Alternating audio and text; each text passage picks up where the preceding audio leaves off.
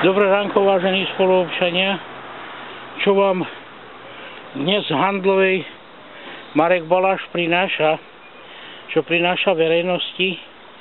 Pozrite sa prosím vás pekne na toto. Toto je mostík pre chodcov, po ktorom chodia prevažne dôchodcovia, starí ľudia na nákupy.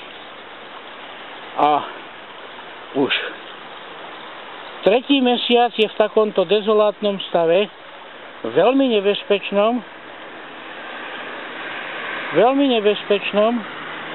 Mám problém tu aj chodiť, aby som sa neprepadol.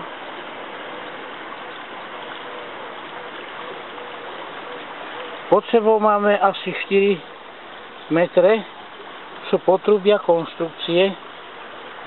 Je to vypadnutá jedna dostička, ale tuto ďalej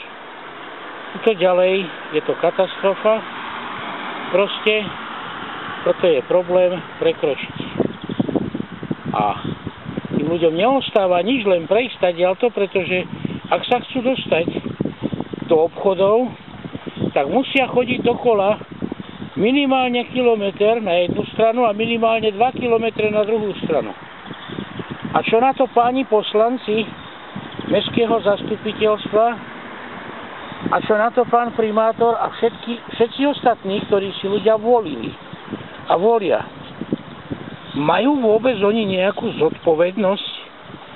Alebo sme my nezodpovední, ak im dovolíme, aby sa takto jednoducho správali k nám, bežným ľuďom, ktorí ich volia a zabezpečujú im veľmi vysoké platy a nadštandardný životný štýl.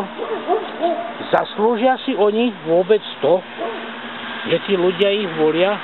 A prečo ľudia volí takýchto nezodpovedných a úplne benevolentných zástupcov seba samých? Zamyslite sa nad sebou.